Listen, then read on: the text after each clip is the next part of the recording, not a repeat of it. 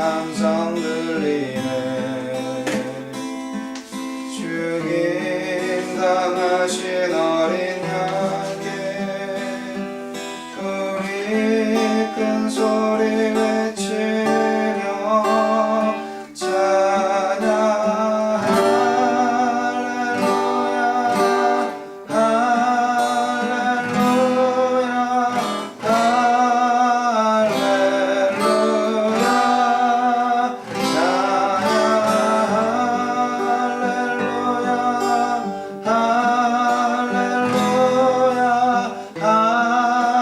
할렐루야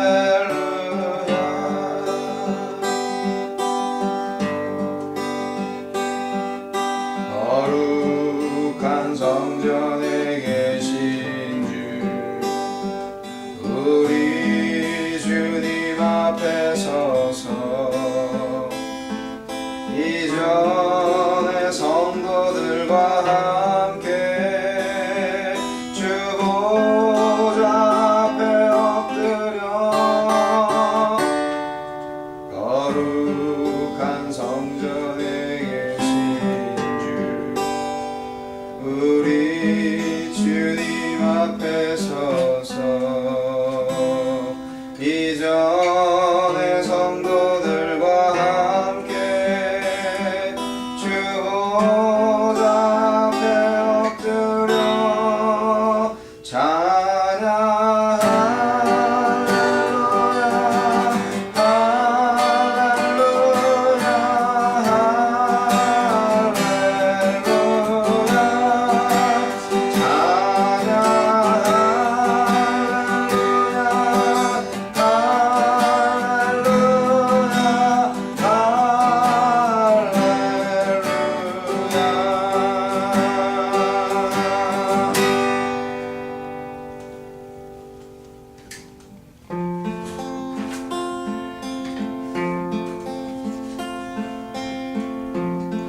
지극히 높은 주님의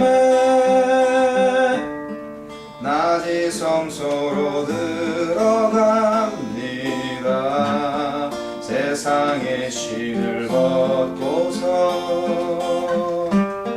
주 보좌 앞에 엎드리리. 내 주를 향한 사랑과 그 신뢰가 사그러져 갈 때 하늘로부터 이곳에 장막이 덮이네.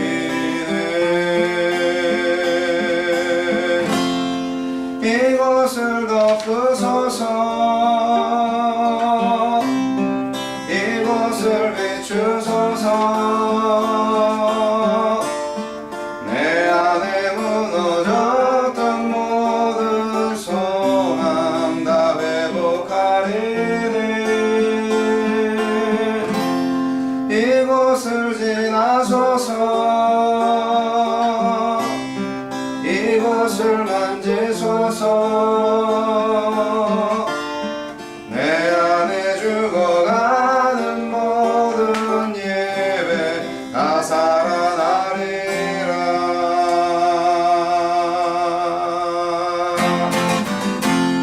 지극히 높은 주님의 낮이 성소로 들어갑니다. 세상의 신을 벗고서 주 보좌 앞에 엎드리니. 내 주를 향한 사랑과 그 신뢰가 사그러져 갈 때 하늘로부터 이곳에 장막이 덮이네. 이곳을 덮으소서. 이곳을 비추소서. 내 안에 무너졌던 모든 소망 다 회복하리. 이곳을 지나소서. 만지소서 이곳을 만지소서 내 안에 죽어가는 모든 예외 다 살아나리라 이곳을 덮으소서 이곳을 비추소서 내 안에 무너졌던 모든 소망 다 회복하리니 이곳을 지나소서 이곳을 만지소서 내 안에 죽어가는 모든 예외 다 살아나리라 아멘.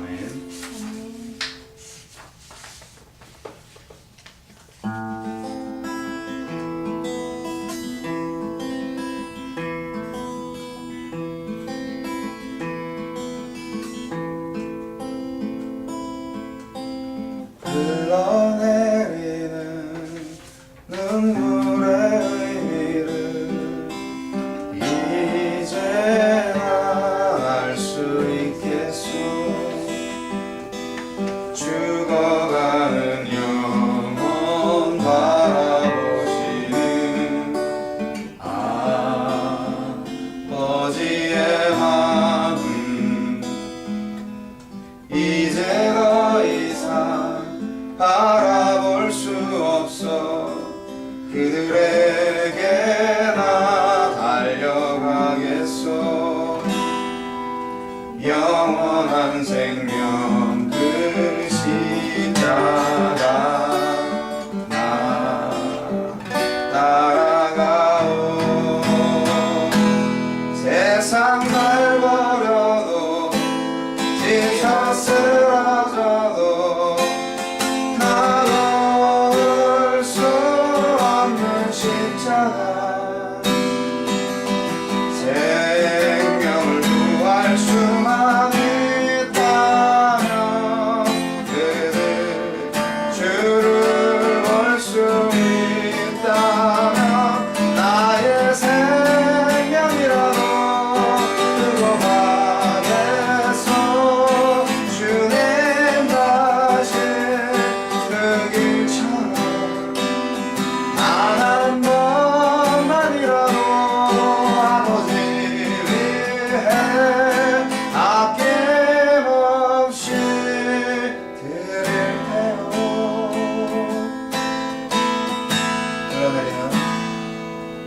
흘러내리는 눈물의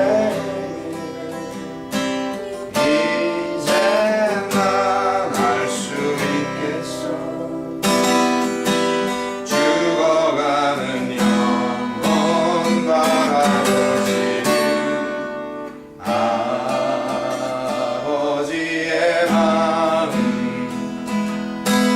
이제 더 이상 바라볼 수 없어 그들에게 나 달려가겠소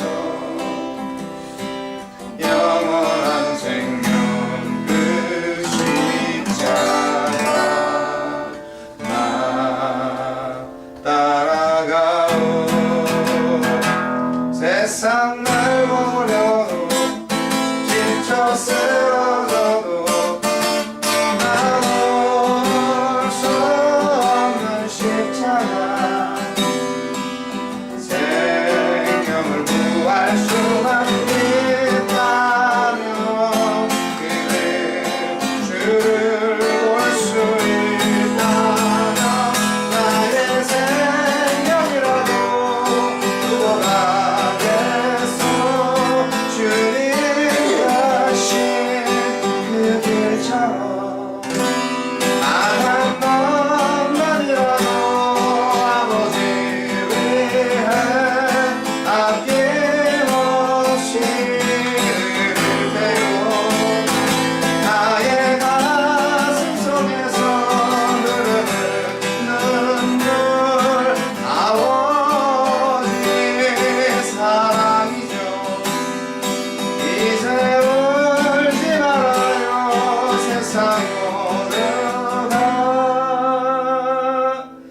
주의 이름 부를게요.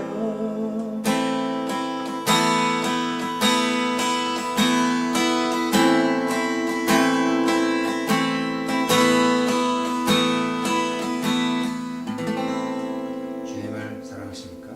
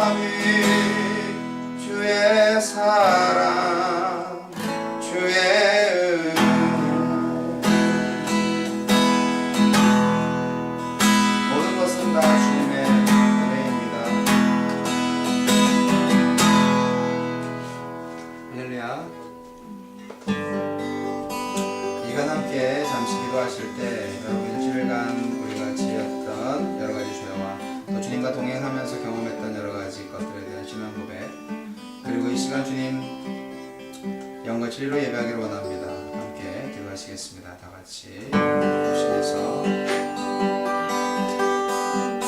하나님 아버지 날 감사합니다. 저희들을 인도하여 주시고 아버지 사랑하는 예배와 우리 가족 함께 모두 예배할 수 있도록 인도하시니 감사합니다. 아버지 하나님께서 이 새로운 생활들을 할 때 우리 모든 삶이 주님께 나가기를 원하오니 오 주여 붙들어 주시고 역사하소서. 믿음으로 나아갈 수 있도록 도와주시옵소서. 하나님께 진정 원하는 것이 무엇인지 저희들이 소망을 알려드립니다만 그 모든 것이 주님께 합당치 아니하다면 주님 어찌 그것을 이루실 수 있겠습니까? 주님은 사랑과 공의의 하나님이신 줄 믿습니다. 나의 구세주 되시고 나의 영원한 생명 되시고 나의 영원한 통치자 되신 아버지 하나님, 저희 발길을 인도해 주실 줄 믿습니다. 우리 교회가 발길을 인도하실 줄 믿습니다. 진정 하나님께서 원하시는 장소에서 원하시는 형태로 기뻐하시는 찬양과 예배를 드리기 원하는 인도해 주시고 우리의 모든 것을 허락하실 때 주님만을 찬양할 수 없어 주시옵소서.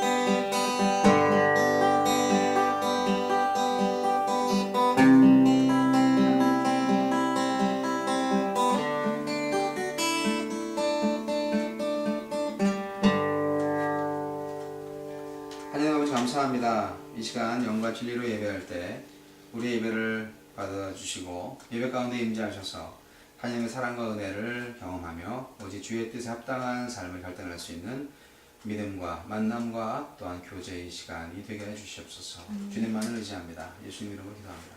아멘. 아멘. 네, 할렐루야. 어서 오세요. 자, 네.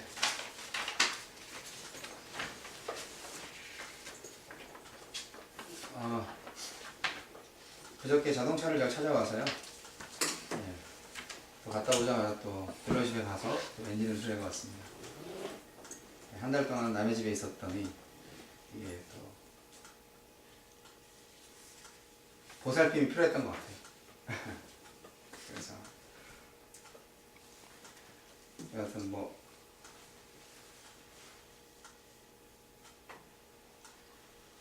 잘 다녀왔습니다. 감사드리고요. 기도해 주셔서. 또 내일부터 3일 동안 제가 이제 플로리다 월튼비치로 가는데 한영희 사모님하고 용진이는 못 가고요. 우리 현 자매, 예린 자매 이렇게 가게 됐어요. 이렇게 하시고. 네, 한영희 사모한테 볼 일이 있으신 분은 저한테 하셔도 됩니다.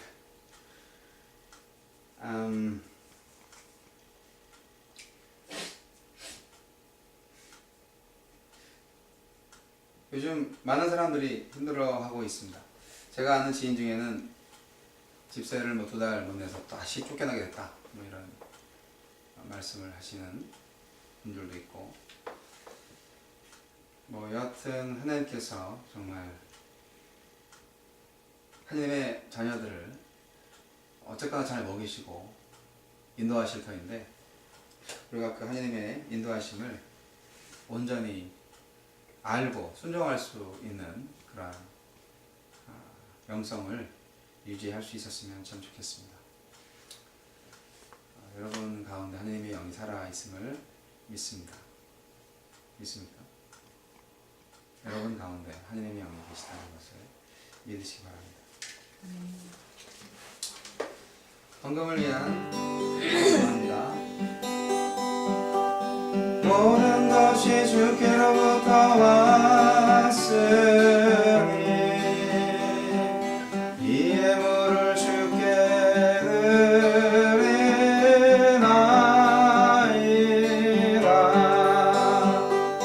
아멘.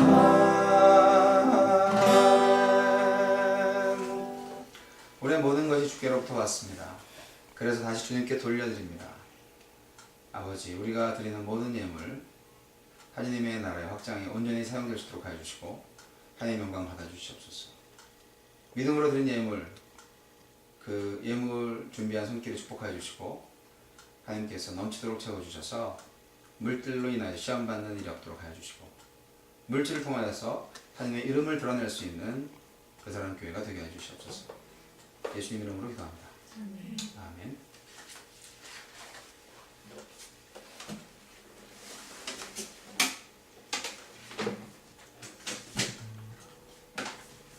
성경 말씀을 보겠습니다.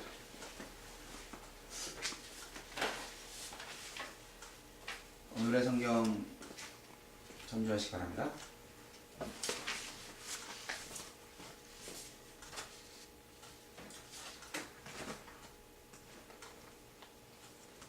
제가 봉독해 드릴 테니까 여러분은 눈으로 읽으시고 이제 마지막에 역대하 2장 4절 6절까지는 제가 읽고요. 3장 1절 2절까지는 이제 여러분이 소리를 맞춰서 읽어주시면 감사하겠습니다. 이제 나는 주 나의 하나님의 이름을 모실 성전을 지어 바치고 그분 앞에서 향기로운 향을 사르며 늘 빵을 차려놓으며 안식일과 초하루와 주 우리의 하나님께서 정하여 주신 절기마다 아침 저녁으로 번제물을 바치려고 합니다. 이것은 이스라엘이 언제까지나 지켜야 할 일입니다. 우리의 하나님은 모든 신들보다 크신 분이시므로 내가 지을 성전도 커야 합니다. 하늘 위에 하늘마저도 그분을 모시기에 좁을 터인데 누가 하나님을 모실 성전을 지을 수 있겠습니까? 하물며 내가 무엇이기에 그분께 성전을 지어 드릴 수 있겠습니까? 다만 그분 앞에 향이나 피워 올리려는 뜻밖에 없습니다. 솔로몬은 예루살렘 모리아 산에 주님의 성전을 짓기 시작하였다. 그곳은 주님께서 그의 아버지 다윗에게 나타나셨던 곳이다. 원래는 여수사랑 오난의 타작 마당으로 쓰던 곳인데 다윗이 그곳을 성전터로 잡아놓았다. 아멘. 감사합니다. 네, 오늘은 솔로몬의 성전 이야기를 통하여서 성전의 기초가 무엇인지, 그리고 그 솔로몬의 성전에 담겨있는 영적 의미, 또한 우리가 그 솔로몬의 성전에 담겨있는 의미를 통하여서 가져야 할 참된 예배 정신이 무엇인가 하는 교훈들을 본문을 중심으로 나눠보도록 하겠습니다. 예루살렘 성전은 본래 다윗 왕이 세우려고 계획했던 일이었죠. 근데 다윗은 못했죠. 다윗은 너무나 많은 전쟁을 치렀고, 그래서 피를 너무 많이 봤다, 그 손에. 그렇기 때문에 다윗은 안 되고 너 아들한테 맡기겠다, 그렇게 하느님께서 말씀을 하셨습니다. 그래서 이제 성전터와 또 성전을 어떻게 지어야 할 것인가에 대한 부분을 미리 말씀하셨고요. 솔로몬이 왕위에 오른 다음에 가장 먼저 해야 할 일이 바로 이 성전 건축이었습니다. 솔로몬은 성전을 왜 건축했을까요? 뭐 여러 가지 정치적인 이유도 있었겠지만 우리는 오늘 보다 영적인 의미를 좀 살펴보고 싶은데요. 모세는 그 르비딤에서 아말렉을 물리친 후에 그곳에 단을 쌓았습니다. 그리고 여호와 니시 곧 하나님은 나의 깃발이다, 그렇게 외쳤죠. 솔로몬의 성전이 어떤 것을 의미하느냐, 바로 하나님이 이 땅을 통치하신다는 것을 사람들에게 알리기 위함입니다.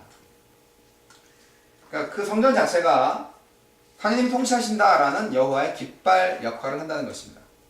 그 고대 사회에는 각 나라 각 민족들이 자기들이 섬기는 신을 모신 신전을 짓는 게 아주 유행이었어요.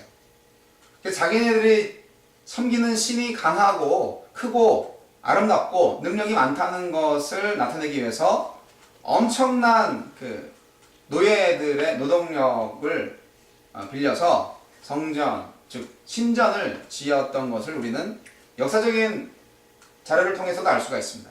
오늘날은 뭐 다 폐허가 된 유적지, 관광지밖에 안 되죠. 이스라엘도 마찬가지였습니다. 그런 면에서 다른 나라들이 짓는 어떤 신전과 그렇게 뭐 다르지 않게 여기도 웅장하고 멋있게 지으려고 했던 거죠. 근데 이제 실제로 그 안에서 우리는 다른 의미를 찾을 수가 있는 겁니다. 그 다른 민족들의 신전과는 절대로 비교할 수 없는 하느님의 성전만이 가지고 있는 특징이 있는 것입니다. 성전의 목적은 하느님의 이름을 위한 것입니다. 하느님께서 이 땅을 통치하신다는 것을 의미하는 것입니다. 뭐 예를 들어서 뭐 아덴 여신의 신전이 있다. 그러면 그 아덴의 여신 신전인데 그 뭐 하는 곳이냐? 그랬을 때 약간의 의미가 좀 불분명할 수가 있습니다. 왜냐면 그런 신전들이 너무 많기 때문에.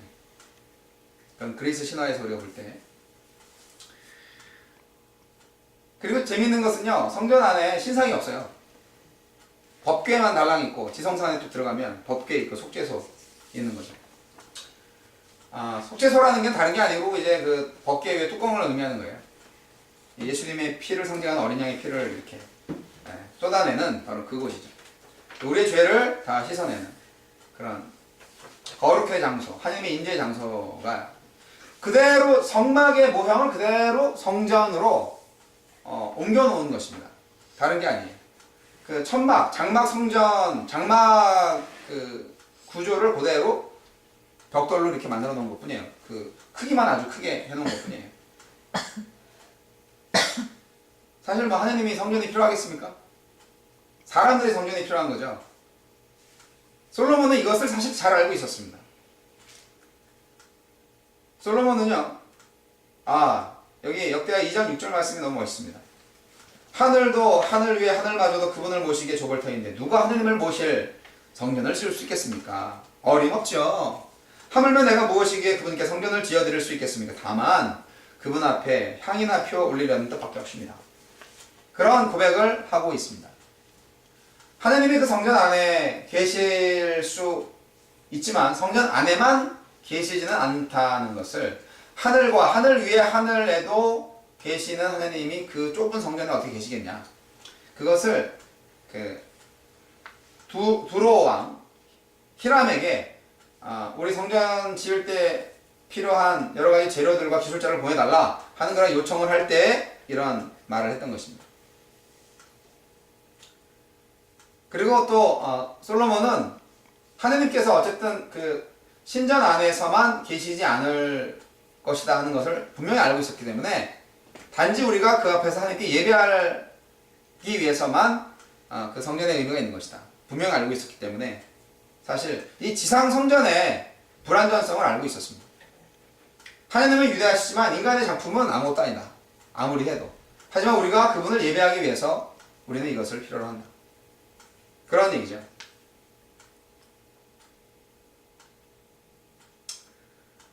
지상성전은 불완전하다, 이것을 이해한다는 것은 굉장히 중요합니다. 내가 죄인임을 깨닫는 거죠. 마땅히 그래야만 하나님께 대한 우리의 예배 정신이 그릇된 방향으로 가지 않기 때문에 지상성전은 불완전하다는 것을 인정해야 됩니다. 하나님께서 원하시는 예배는 정말 호화찬란한 완벽한 예배당에서 드리는 그런 예배가 아니라 어디까지나 영과 진리로 드리는 예배이기 때문에 장소가 중요하지 않다는 것은 그 사랑 교회 창립 초기부터 말씀을 드린 바가 있습니다. 그럼에도 불구하고 오늘날 많은 교회들이 의리의리하게 궁궐 같은 예배당을 건축하는데 혈안이 되어 있음을 부인할 수가 없습니다. 예수의 제자들이 그 헤롯 성전의 웅장함을 자랑하니까 이렇게 말씀하셨죠. 너는 이 큰 건물들을 보고 있느냐? 여기에 돌 하나도 돌 위에 남지 않고 다 무너질 것이다. 그렇게 말씀하셨고 다 무너지면 자기가 이제 3일 만에 다시 세울 것이다. 그렇게 말씀을 하셨습니다. 그것은 예수님 자신을 의미하는 거였죠. 3일 만에 부활하신 예수님 자신을 예언하는 것이었는데 예수님이 그렇게 말씀하실 때는 아무도 그것을 이해하는 사람이 없었습니다. 예배의 진정함이 완성될 때 예배당도 그 가치와 의미가 생길 것입니다. 정말 고급스러운 예배당이 필요합니다. 많은 교회들이 지교회를 세우고 또 위성이나 그 밖에 다른 어떤 그 원격 조정되는 그 멀티미디어를 사용해서 한 장소에서 여러 장소로 실시간 예배를 하고 있습니다. 찬양팀은 로컬 처치에서, 설교는 모니터에서 나오고 있는 거죠.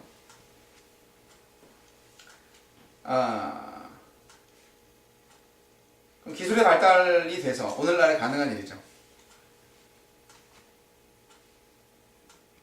그걸 위해서 얼마나 많은 그 기술적 또 여러 가지 기계적 시설적인 면에서 투자가 필요했을까, 인적 자원이 필요했을까 하는 생각을 하게 됩니다. 그 모든 것이 하나님의 영광을 위해서라면 오케이. 그러나 우리 교회 정말 아름답지, 정말 끝내주지, 음향시설 끝내주지, 뭐 그런 쪽으로 많이 포커싱을 한다면, 심지어 우리 교회 점심밥 정말 맛있지, 뭐 이런 식으로 얘기한다면 하느님은 어디가 계신지 안 계신 거예요. 교회 자체가 자랑거리가 된다는 것입니다. 교회 자체가. 하느님이 그것보다 더 크지 않으시겠습니까? 그것보다 더 아름답지 않겠습니까? 그것보다 더 하이 테크놀로지가 있지 않겠습니까? 하느님이신데.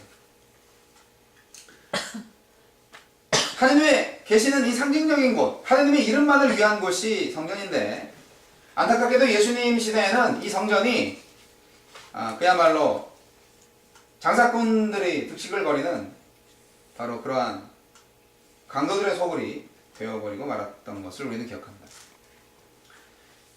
유대인들한테 전해준 이야기 중에 다음과 같은 것이 있습니다. 사울왕의 궁중 악사가 된 소년 다윗이 어느 날 그 구석에 버려져 있던 하프 하나를 발견합니다. 그래서 사울 왕한테 이것을 가져다가 이거 한번 연주하게 해주세요 라고 간청을 합니다. 그랬을 때 그 다윗을 보면서 이 사울 왕과 그 주변에 있는 많은 사람들이 아유 그거 못 쓰는 악기야. 그거 어떻게 연주하려고 그래. 그래도 한번 연주를 해보겠습니다. 라고 다윗이 얘기를 해서 결국은 연주를 시작했습니다.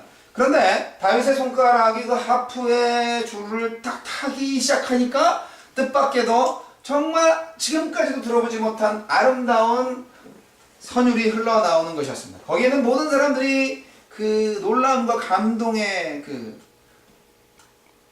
정말 그 신비한 선율 속에 막 도취되는 거죠. 연주가 끝나고 사울이 물어봤습니다. 아니 도대체 너는 어떻게 저런 쓸모없는 그런 악기를 가지고 이런 신비한 소리를 낼 수가 있냐? 그랬을 때 다윗이 대답을 했습니다. 예, 저는 저 하프로 하여금 하프 자신의 노래를 연주하게 했을 뿐입니다. 그런데 다른 사람들은 자기들의 노래로 하프를 연주하려고 했기 때문에 그 하프는 아름다운 소리를 낼 수 없었던 거죠. 네, 그렇습니다. 오늘날도 많은 사람들이 하나님의 하프로 자신들의 노래를 연주하려고 합니다. 하나님께서 인간들에게 주신 육신이 있죠. 뭐 크고 키 크고 잘생기고 예쁘고 날씬하고 이런 육신의 하프, 또 재물이라는 하프, 뭐 백지수표라든지 뭐 로또라든지 또는 그 밖에 무한정 쓸 수 있는 크레딧 카드라든지 그런 여러 가지 재물이라는 하프, 사장님, 회장님, 뭐 지위라는 하프, 지식이라는 하프, 학위라는 하프, 박사, 박박사의 그 모든 하프들이 결국 하나님의 노래를 연주하는 것이 아니라 나의 노래를 연주하고 있다는 것이죠. 하나님이 주신 거잖아요. 하나님이 주셨습니다. 학교에서 공부해서 1등 했다. 하나님이 주신 거죠. 그거를 나의 노래를 지어서 부른다면 하나님의 영광이 되지 않는다면 잡음이 되는 것이죠. 그게 사람들한테는 좋은 소리가 될 수 있지만 하나님한테는 듣기 싫다라는 노래가 되는 겁니다. 모든 것이 하나님의 기준으로 볼 때 그렇다는 것입니다. 그 영적인 분별력이 있는 사람들은 정말 멋진 음악가의 연주를 들으면서도 아 저건 아닌데 라고 들을 수 있지만 많은 사람들은 이게 찬양인지 음악인지 모르고 다 감동하는 거죠. 음악을 연주해도 감동, 찬양을 연주해도 감동, 가스펠을 부르고 들을 때도 감동, 가요를 부르고 들을 때도 감동. 감동이 똑같아. 눈물은 가요 들을 때 더 많이 나. 그런 것이 우리 안에 있는 진정한 하느님의 영을 모신 자의 마음인가 하는 것을 좀 점검해 볼 필요가 있습니다. 솔로몬은 자신의 모든 재물과 권위를 동원해서 오직 하나님의 이름을 위해서 성전을 건축하려고 하고 있습니다. 본문에서 말입니다. 감히 크신 영광, 하나님의 영광을 위하여 라는 말조차 감당할 수 없어서 그저 저는 하나님께 분향하려고 향이나 좀 피워올리라고요. 그렇게 겸손하게. 그 당시 솔로몬 제국은 그 모든 팔레스타인 지역의 전 세계 나라들에게 큰 힘을 맹위를 떨치고 있었던 초강대국이었습니다. 다윗이 이미 다 정복해놨잖아요. 모든 아말렉과 블레셋 다 정복해놨잖아요. 그리고 이쪽 뭐 유럽까지는 안 가더라도 이 소아시아 지역에 이 솔로몬 왕의 어떤 엄청난 파워와 힘 이런 것들은 다 유명했습니다. 사실 그 두로 왕 히람한테 야 우리 성전 지을 테니까 조공 좀 더 바쳐라 뭐 이렇게 얘기해도 당연히 예의 하면서 바쳐올 수 있었지만 성전을 짓는데 정당한 가격을 주고 해야지 라는 생각을 갖고 있었기 때문에 그 아주 조그만 그 도시국가 두로라는 데 히람한테 부탁을 했던 거죠. 예. 얼마 줄게, 뭐 어떻게 줄게, 뭐 이런 식으로 좀 보내줘. 백향목 있잖아 그거. 우리 아버님 때 그거 주기로 했던 거 있잖아 왜 그거 좀 보내줘. 그러면서 일꾼도 좀 보내줘. 그렇게 부탁을 했던 거예요. 그래서 그 히람 왕으로부터 또 정말 당신이 섬기는 하나님은 정말 크신 하나님이다 라는 고백을 그 이방인 왕으로부터 나오게끔 하나님이 역사하신 겁니다. 놀랍지 않습니까? 성경 그 2장 3장 보시면 다 알게 됩니다. 요즘 이제 그 예배소서에서 역대기로 이 새벽기도 말씀이 이제 지나가고 있잖아요. 매일 성경 하시는 분 알겠지만 그러다 보니 이제 그런 내용들이 좀 같이 어우러지면 좀 이해가 좀 빠르실 텐데요. 네, 뭐 이메일로 매일 성경을 받으시는 분도 있으니까 좀 아는 체 해주시면 감사하겠습니다. 자, 여러분 아직도 자신의 삶 속에서 뭔가 모를 불협화음으로 고통받고 계시진 않습니까? 지금 여러분이 하나님께서 여러분에게 주신 악기로 무엇을 연주하고 있습니까? 하나님을 연주하고 있습니까? 아니면 여러분 자신을 연주하려고 그렇게 애를 태우고 있습니까? 이 세상 모든 인간들의 삶 속에서 연주되는 노래 중 가장 아름다운 화음은 하나님을 위한 것이고 가장 아름다운 완벽한 노래는 여호와의 이름을 위하여 라는 제목의 노래일 것입니다. 여러분, 성전은 결국 하나님이 통치하신다. 그리고 예배하기 위해서 지어졌습니다. 하나님의 이름을 높이기 위해서 지어졌습니다.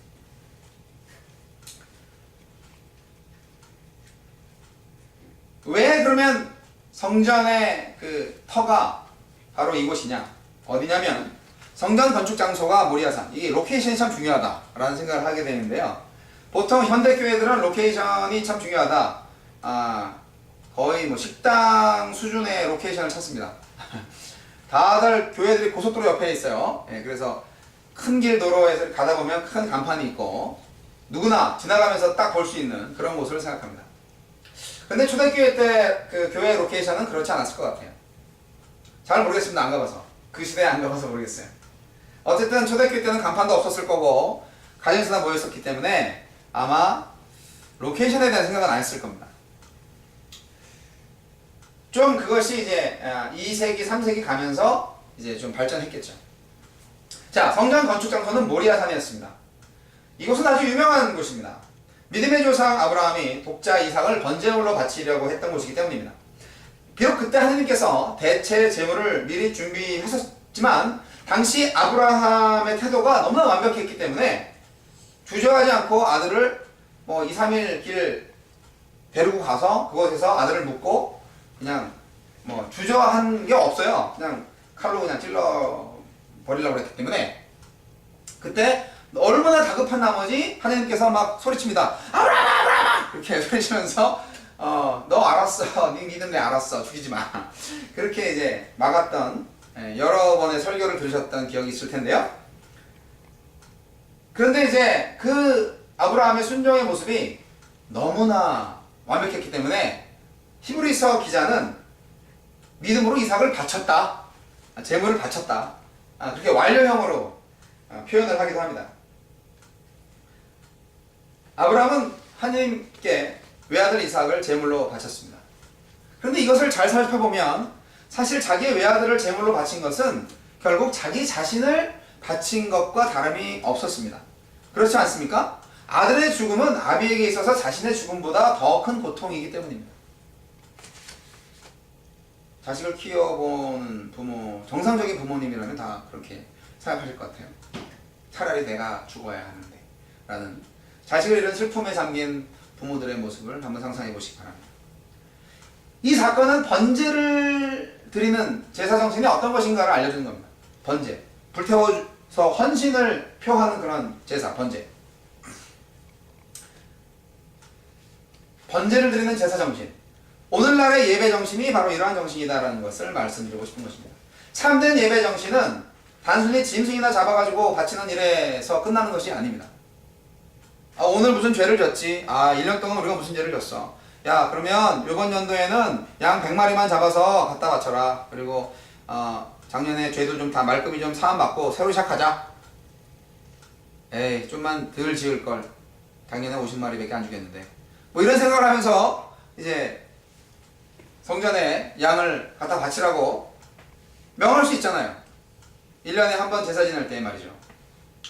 그렇게 짐승을 잡아 죽이는 것으로서만 나의 죄를 용서받을 수 있는 방법으로 딱 끝내버리면 이게 뭐 마음속에 통해하는 심령도 없고 그렇게 하기로 돼 있으니까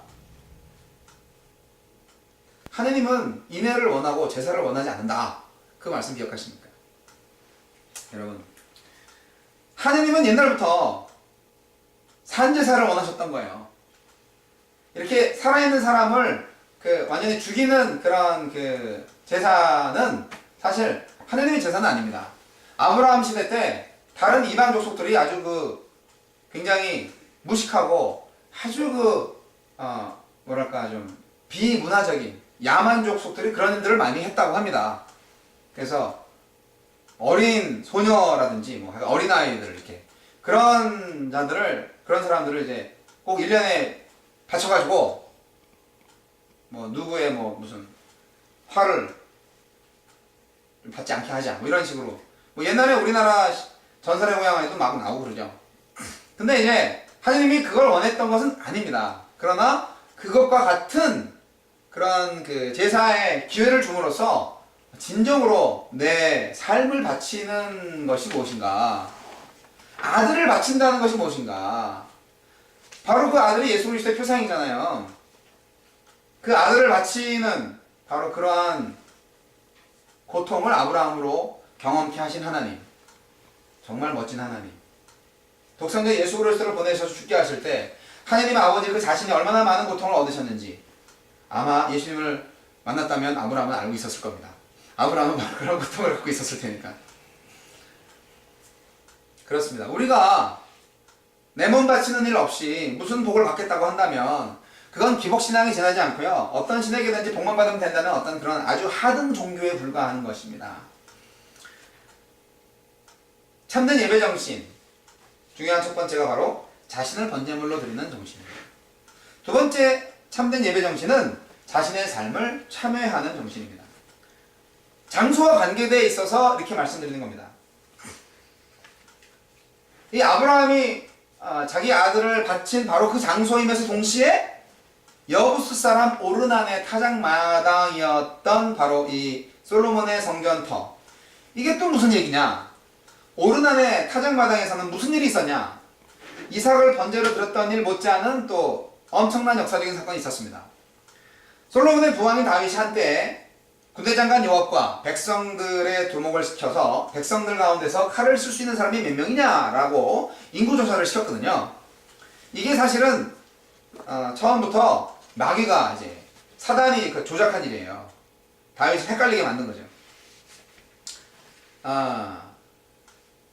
이 일은 곧 하나님께 대한 신뢰를 저버리고 은근히 군사적 힘을 도모해서 뭔가 좀 해보려고 했던 일이기 때문에 역대상 21장이 전체적으로 나와 있습니다. 나중에 읽어보시고요. 이 때문에 하나님은 이스라엘 백성들한테 전염병을 냅니다. 그래서 무려 7만 명이라는 사람을 죽여버립니다. 그래서 다윗왕은 완전히 아연실색하죠. 아이고 내가 벌을 받아야 되는데 이게 나 때문이구나 하면서 어떻게 하면 좋을까? 뭐 방법은 하나밖에 없어요. 하나님께 잘못했습니다. 주여 용서해 주세요. 자비를 구하는 것뿐이에요. 그랬을 때 어떻게 했냐면 이 재난이 자기 때문에 내린 줄 알고 즉시 여부수 사람 오르난의 타작마당을 돈 주고 삽니다. 다윗왕이 와서 야 내가 이거 좀 이 타작마당 써야 되겠다 그랬더니 오르난이 왕이시여 그냥 가지십시오. 안돼 이거 제사 드릴 거기 때문에 제사 지내는 장소이기 때문에 이게 너한테 받으면 안돼. 내가 돈 주고 사야 돼. 그런 어떤 가치가 있는 거죠. 이게 하나님께 예배 드리는 부분에는 가치가 있는 거예요. 하나님께 예배를 드리는 부분에 있어서 우리가 가치를 사실 우리가 너무 공짜를 좋아하잖아요. 성경책 같은 거를 공짜로 받으면 기분이 좋죠. 근데 제가 저를 전도한 친구 중학교 3학년 때 윤준성이라는 친구가 있는데 그 장로님 아들이에요. 그 친구가 야 너한테 내가 성경책을 선물로 주고 싶은데 왜냐면 중학교 3학년짜리한테 성경책은 비싼 거였어요. 그 당시 한 15,000원, 20,000원 했던 건데 만원 했나? 비닐로 된 것도 8,000원 이러고 그때 제가 한 달 용돈이 뭐 10,000원이었나? 그랬을 때니까 근데 성경책은 선물 받는 것보다는 자기 돈으로 자기가 사는 게 좋대더라. 그렇게 말하는 거예요. 내 친구가 전도한 친구가 좀 야속하죠.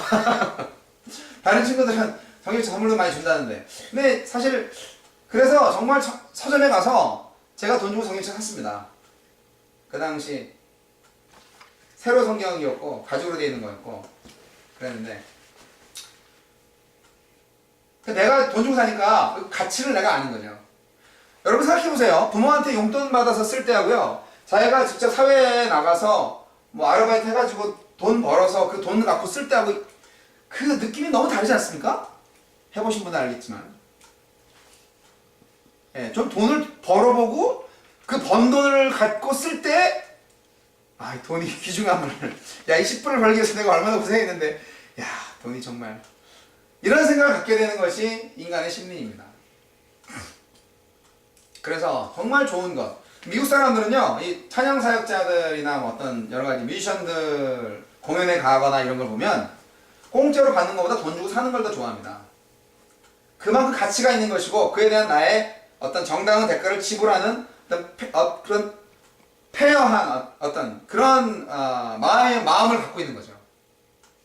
우리 한국 사람들은 어쨌거나 공짜를 좋아하는데, 그런 마음이 다윗한테 있었던 것 같아요. 아, 이게 하나님한테 바치는 건데.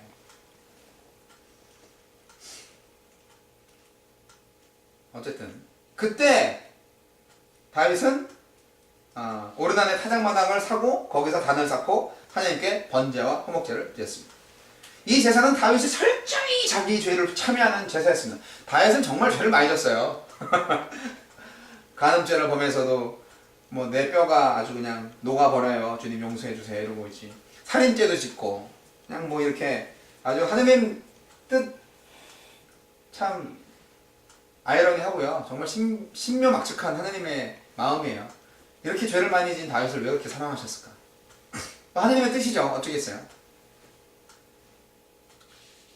우리가 하나님 앞에 나아갈 때는 반드시 통회하는 마음, 우리의 실상을 하나님 앞에 적나라하게 드러내놓고 통회하는 가운데 용서받고자 하는 그러한 마음을 가져야 합니다.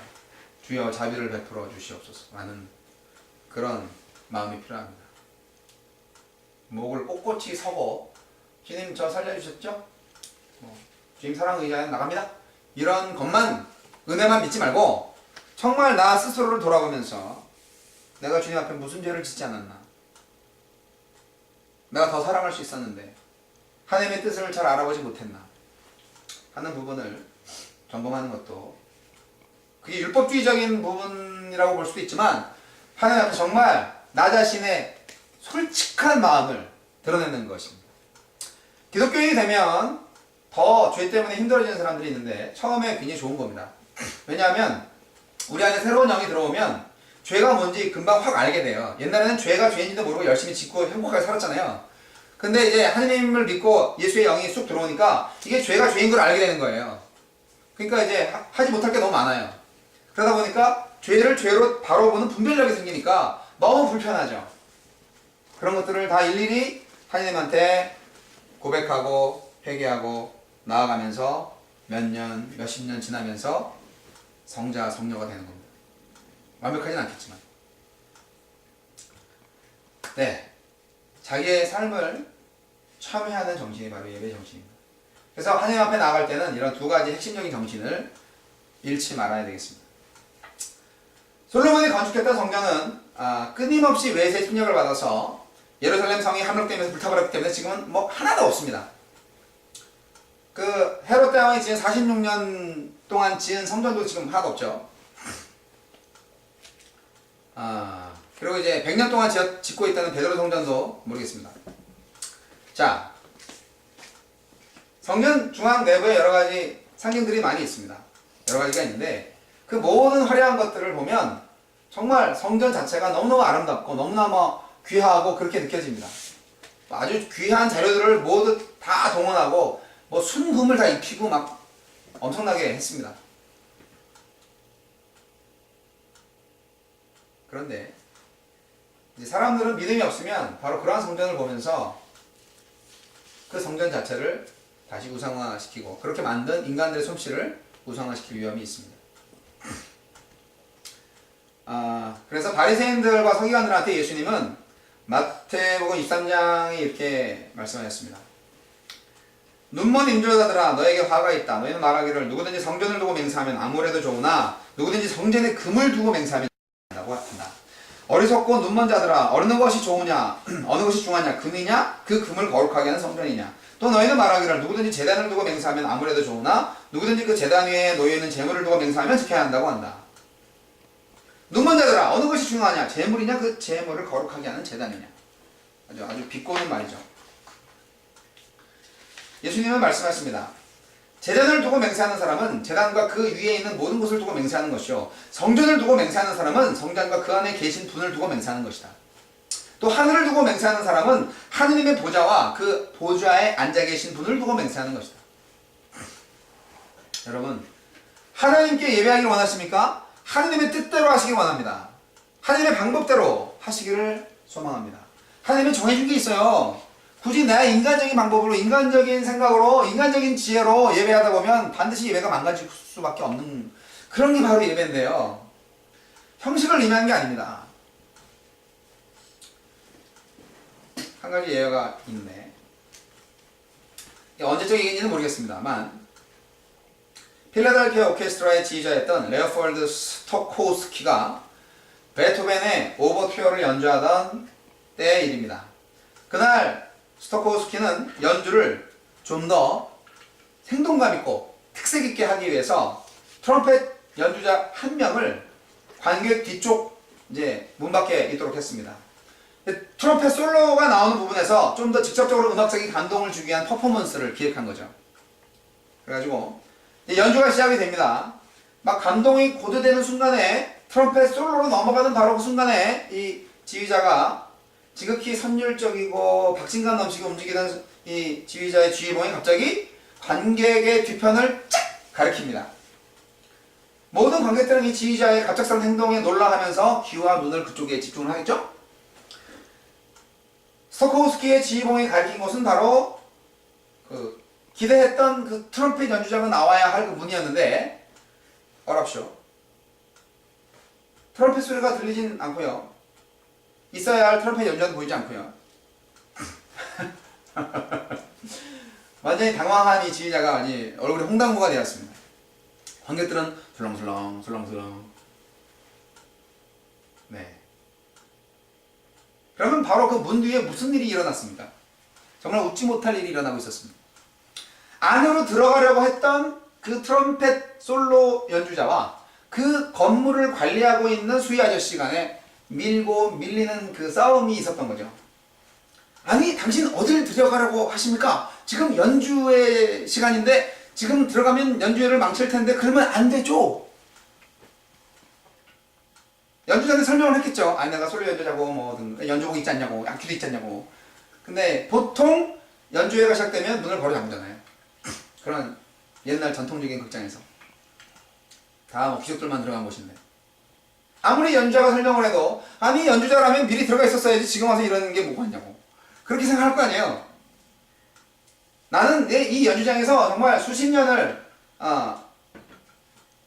근무를 해왔지만 그렇게 연주하는 것은 한 번도 들어보지 못했습니다. 내 상식적으로 이해가 안 되고 어쨌든 들어갈 수 없어. 그렇게 해서 막았던 거죠. 이렇게 해서 그날의 연주회는 지휘자 스토코우스키의 의도를 거스리고 자기 상식대로 자기 고집대로 연주회장을 충실히 관리한 수위 아저씨 때문에 완전히 대실패로 끝날 수밖에 없었습니다.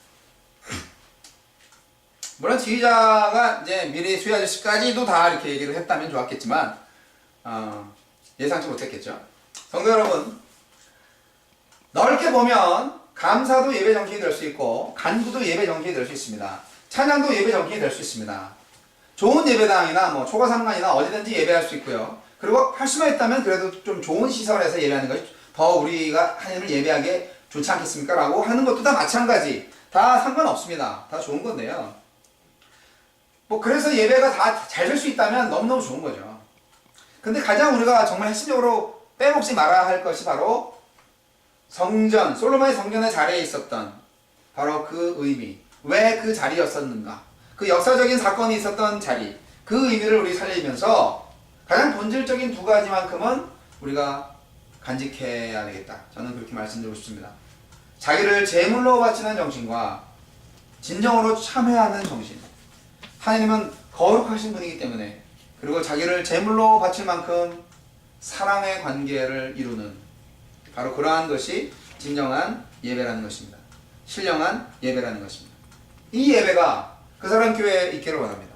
이 예배가 그 사람 교회 성도 여러분들의 삶 속에 있기를 원합니다. 솔로몬의 성전터에서 특별한 의미를 잘 깨달으셔서 하나님께서 준비하시고 인도하시는 훌륭한 예배당에서 저와 여러분의 성전을 완전한 순종과 헌신과 참여함으로 그 기초를 든든히 하여 오직 하나님의 이름을 위해서 하나님의 세우심을 전적으로 믿고 열심히 여러분 몸과 여러분 삶 가운데서 성전을 열심히 지어가시고 열심히 예배하시기 바랍니다. 영과 진리로 예배하는 여러분 되시기를 주의 이름으로 축복합니다. 기도하겠습니다.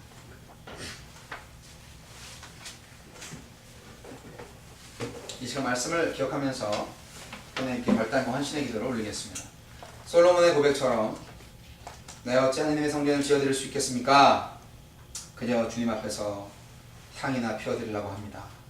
라고 고백했던 겸손했던 바울과 솔로몬의 겸손함과 주를 사랑함, 그리고 선친 다윗의 명대로 장소에 대해서 왈가왈부하지 않고 겸손하게 하나님의 것들을 다 지불하며 오랜 시간 동안 성전을 지어 봉헌하려고 했던 그 마음 자체가 예배가 되는 줄로 믿사오니 주여 솔로몬의 믿음을 갖게 해주시고 나 자신 진정 참된 예배 정신을 가지고 하나님께 예배하는 삶의 예배자로 살게 해 주시옵소서.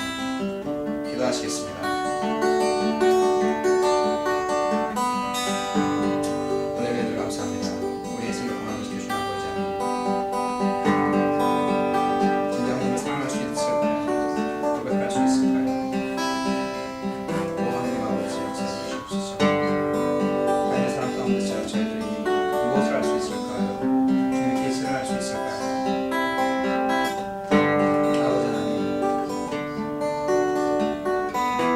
성전인 줄로 믿습니다. 내 안에 성령님께서 살아계시기 때문에 얼마나 거룩한지 얼마나 아름다운지 주님 알게 주시옵소서. 내 성령이 저를 더럽히지 않게 해주시고 진정 하나님의 피로 깔끔히 씻어주시옵소서. 주님께 헌신하게 도와주시고 목숨을 다해 주님을 사랑할 수 있도록 하시며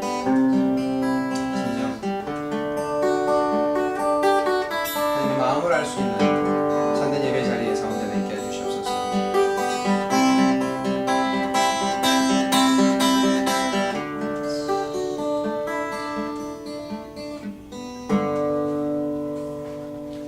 고마우신 하나님 감사합니다.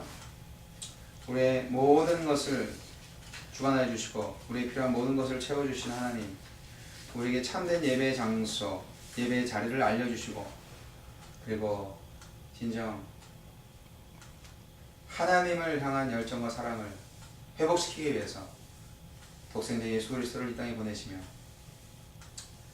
아브라함 자기 이삭을 바치게 함으로써 참된 예배자의 마음을 알게 하신 하나님을 찬양합니다.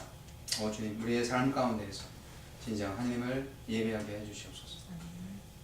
주님이 주신 모든 것으로, 주님이 주신 모든 악기로 주님을 노래할 때 진짜 하나님만을 노래하게 해주시고 하나님의 이름이 드높이는데 우리 모두가 사용될 수 있도록 나 자신을 드리게 해주시옵소서.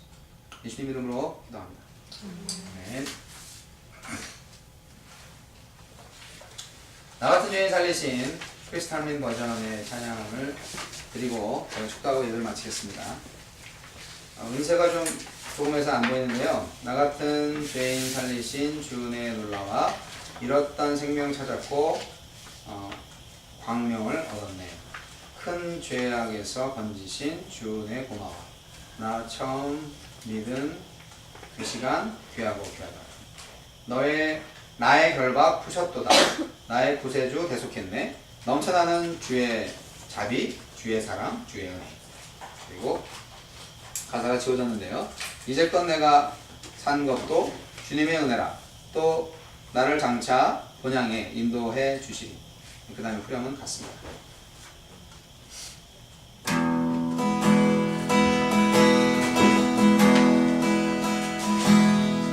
나같은 죄인인 살리신 주를 내놓으라. 잃었던 생명 찾았고